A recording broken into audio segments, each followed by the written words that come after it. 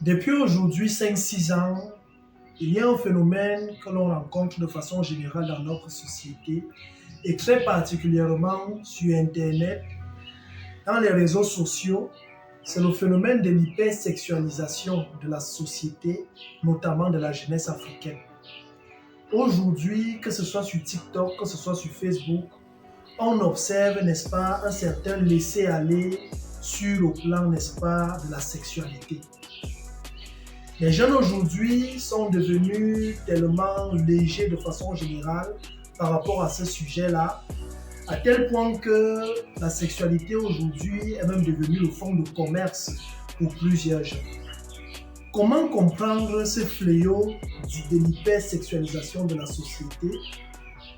À qui profite cette hypersexualisation de la société? Pourquoi cette hypersexualisation de la société? Et enfin, quelles sont les potentielles conséquences de ces fléaux d'hypersexualisation de la société? Selon là quelques questions que nous allons aborder tout au long de cette vidéo.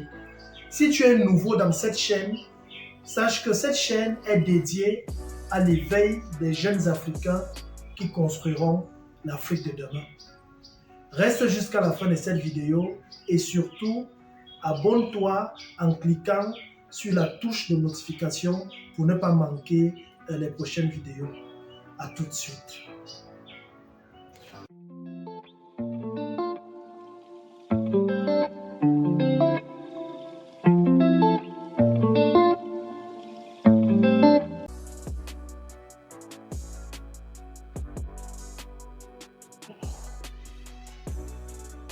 L'hypersexualisation désigne tout simplement cette recherche-là abusive, n'est-ce pas, du plaisir sexuel. C'est vraiment un phénomène qu'on rencontre aujourd'hui, notamment sur Internet, dans les réseaux sociaux, TikTok, etc. On observe beaucoup de jeunes, notamment des jeunes Africains, des femmes, des filles et même des hommes et des garçons qui ont fait, n'est-ce pas, de l'hypersexualité un moyen de commerce dans les réseaux sociaux. On ne peut pas faire plus de 5 pas dans les réseaux sociaux sans voir soit un événement, soit une photo, soit une vidéo qui est tout simplement à caractère sexuel. Comment comprendre donc ce fléau? Pourquoi est-ce que ce fléau existe? Ce fléau profite à qui? Quelles sont les conséquences, n'est-ce pas, de cette hypersexualisation de la jeunesse africaine? Alors, j'ai souvent l'habitude de dire que lorsqu'on est un jeune noir, lorsqu'on est un jeune africain, on n'a pas le droit d'avoir un seul cerveau. On a le devoir d'avoir au moins 4 cerveaux. Un cerveau pour maîtriser un savoir-faire, un autre cerveau, un deuxième, pour maîtriser et comprendre la philosophie, un troisième cerveau pour comprendre l'économie, notamment l'intelligence économique, et un quatrième cerveau pour comprendre la psychologie de façon générale et particulièrement la psychologie des foules ou encore la psychologie des masses. Alors, le problème, la cause, ou alors le problème, il est plus profond que ça. En réalité, l'hypersexualité, n'est-ce pas, de la jeunesse africaine est tout simplement une stratégie d'intelligence économique. Ce qu'il faut dire, c'est que le monde, n'est-ce pas, fonctionne sous une structure pyramidale. Et l'organisation pyramidale a une caractéristique, c'est qu'au niveau de la base, on a la masse, n'est-ce pas, et plus on monte vers le sommet de la pyramide, plus, n'est-ce pas, on accède à des cercles de pouvoir de plus en plus puissants, n'est-ce pas, qui contrôlent en réalité le monde. On le sait tous, 110 personnes contrôlent à peu près 60 à 70% de toutes les richesses mondiales. Cela n'est pas au hasard. Pour pouvoir arriver à ce type de résultat, il faudrait, n'est-ce pas, mettre en place une organisation de contrôle et notamment de contrôle de masse super puissante. Alors, ce qu'il faut dire, c'est que le contrôle des masses n'a pas commencé aujourd'hui. Le contrôle des masses a commencé depuis des siècles. C'est passé, n'est-ce pas, par la colonisation, où en fait, l'enjeu était de dominer, de contrôler les ressources, de contrôler, n'est-ce pas, l'économie. Et pour le faire, dans les siècles précédents, il fallait attacher, n'est-ce pas, les cordes et les chaînes au cou des êtres humains pour pouvoir, n'est-ce pas, les contrôler et les orienter tels que les cercles de pouvoir de plus en plus puissants le veulent. Mais aujourd'hui, avec l'explosion démographique, il est difficile aujourd'hui, n'est-ce pas, de contrôler les masses de façon archaïque. Qu'est-ce qu'on va donc faire? On va donc essayer de mettre en place des stratégies plus subtiles, n'est-ce pas, de contrôle des masses qui vont, n'est-ce pas, sembler, c'est-à-dire que la population va sembler croire qu'elle agit par elle-même, alors qu'en réalité, les choses sont bien ficelées derrière. Donc, ça a commencé par la colonisation, et aujourd'hui, pour être plus subtil, n'est-ce pas, ils mettent en place des stratégies.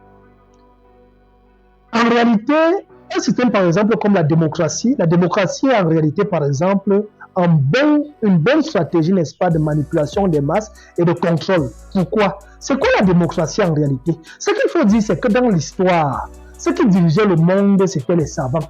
On est en pleine période des Lumières. C'était les Victor Hugo, c'était les Platon, c'était les René Descartes qui posaient, n'est-ce pas, les fondements, n'est-ce pas, de la pensée, les fondements de l'organisation de la société.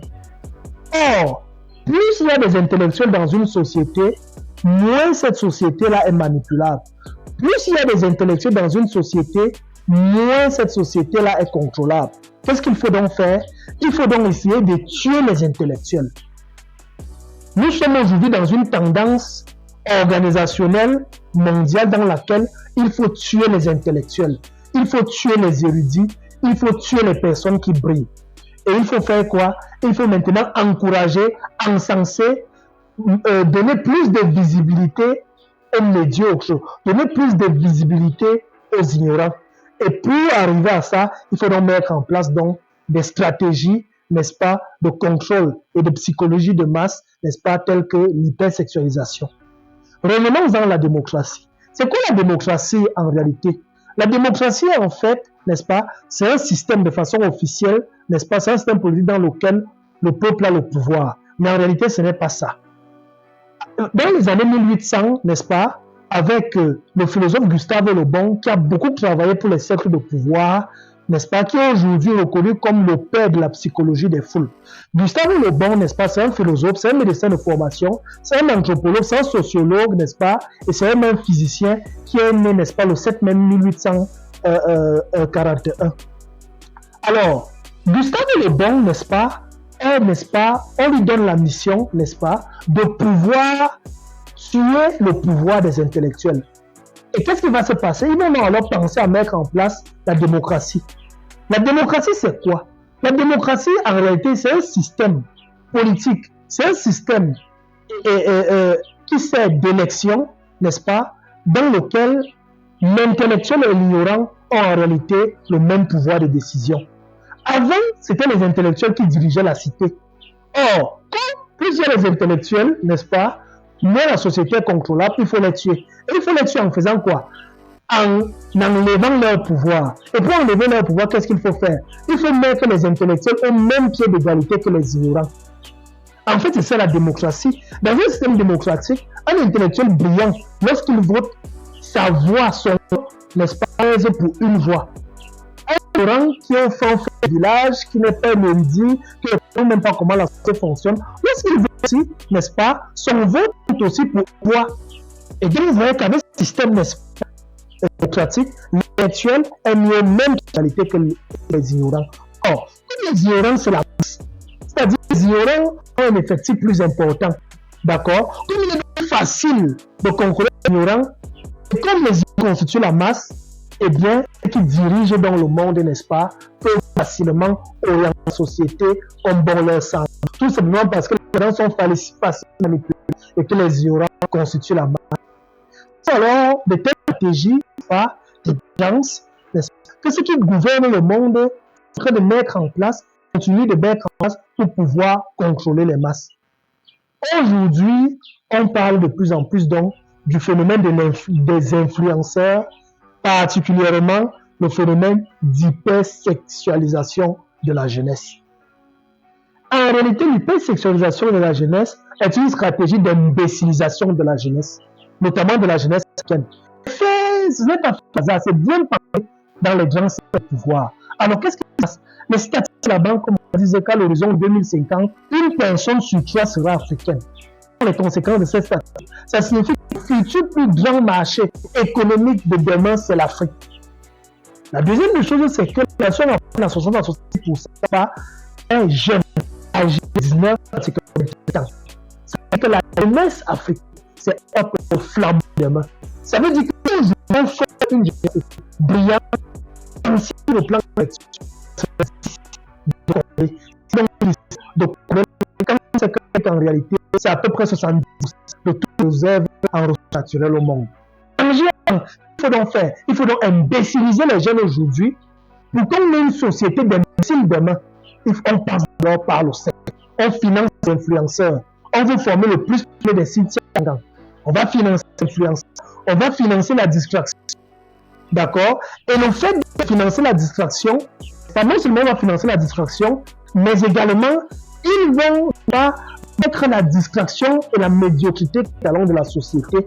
Le jeune aujourd'hui ne rêve plus d'être un René Descartes. Le jeune aujourd'hui ne rêve plus d'être un Tchèque en cadre. Le jeune d'aujourd'hui ne rêve plus d'être comme le professeur Omotunde, ne rêve plus d'être comme le professeur Mbombo, ne rêve plus comme Einstein, comme le professeur Pente, etc.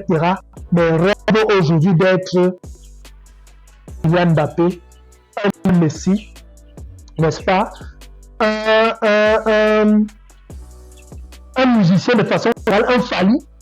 Je ne suis pas en train d'être musicien, je ne suis pas en train d'être footballeur, c'est le footballeur ne dirige pas une société. La musique ne dirige pas la société. La distraction ne permet pas de bâtir une civilisation forte. Pour bâtir une civilisation forte, on a besoin de scientifiques, on a besoin des intellectuels, on a besoin des entrepreneurs, on a besoin des jeunes qui sont audacieux. Et pour éduquer, il faut avoir une consistance intellectuelle, il faut avoir cet charisme intellectuel. Lorsqu'on a une porosité intellectuelle, on est atteint, n'est-ce pas, d'une inoffensivité intellectuelle. On est, n'est-ce pas, incapable de produire, donc incapable d'être fort, donc incapable d'être puissant. Donc c'est faire dans l'hypersexualisation des jeunes. Il faut donc amener les jeunes à la discussion, amener les jeunes, orienter les jeunes à la recherche abusive, constante, n'est-ce pas, plaisir sexuel. Pourquoi? Pour les imbéciliser. Pourquoi? Pour les amener à penser distraction. Pour tuer leur cerveau. Qu'ils ne raisonnent plus, pour qu'ils ne réfléchissent plus. Et moins on a une jeunesse inconsciente, moins on a une jeunesse irréfléchie, et plus on a une jeunesse manipulable. Plus on a une jeunesse, n'est-ce pas, comptable. Et c'est des choses qui sont vues aujourd'hui. Quand on regarde aujourd'hui en Afrique, il y a en Afrique, il n'y a rien. On n'a pas une jeunesse offensive en Afrique. Pendant que les jeunes Chinois ont des jobs, pendant que les Chinois rêvent construire à Libya, les Camerounais, la jeune Camerounaise se parle dans la ligne légère, dans les réseaux sociaux. Le jeune Camerounais aujourd'hui veut des rappeurs. Je ne peux pas dire que rappeur c'est bien. Même pas avoir une société où tous les jeunes sont des rappeurs. Une société forte avec des rappeurs. En même temps, ce sont des rappeurs qui chantent que du sexe. Ce ne sont pas des rappeurs qui en tirent. Ce sont des rappeurs comme Claudel qui conscientisent les masses, qui sont profanes de leurs textes. L'hypersexualisation de la société est une stratégie d'imbécilisation de la société. L'hypersexualisation de la race n'est pas l'imbécilisation de la race. Plus on a une jeunesse hypersexuelle, plus on a une jeunesse discrète, et plus on a une jeunesse manipulable, et plus on a une jeunesse comptable. Et le futur de l'Afrique de demain se joue aujourd'hui. La façon avec laquelle on va former la jeunesse va refléter l'image de l'Afrique de demain. Je finirai cette vidéo en disant à tout jeune qui a écouté cette vidéo qu'à l'horizon 2050, les changements sont énormes. L'Afrique aujourd'hui est le paradis du monde. L'Afrique est riche, mais le problème, il y a la misère en Afrique parce que ce sont les Africains qui sont pauvres. Les Africains ont des cerveaux hypersexuels. Au lieu d'avoir des cerveaux hyper industrialisés, les Africains ont des cerveaux de discussion. Au lieu d'avoir des cerveaux de réflexion. Et c'est la réflexion qui fait la richesse. Quand on n'a pas une jeunesse sensible sur l'intellectuel, quand on n'a pas une jeunesse qui est blindée dans l'industrialisation, on ne va jamais décoller. fait cette vidéo pour conscientiser cette jeunesse qui est hyper sectaire. Pour dire à cette jeunesse que les enjeux de demain sont énormes. On a besoin des jeunes éveillés. Et c'est la raison pour laquelle on a mis en place la chaîne pour pouvoir éveiller les Africains pour construire l'Afrique de demain. On a besoin des jeunes qui rêvent. On a besoin des jeunes qui pensent grand. On a besoin des jeunes qui veulent laisser un héritage aux générations à venir. On a besoin d'avoir des cerveaux industrialisés. On a besoin d'avoir des cerveaux intellectuels. On a besoin d'avoir des cerveaux, non pas de discussion, mais des cerveaux de réflexion. J'espère que cette vidéo va éveiller quelque chose en toi. On est en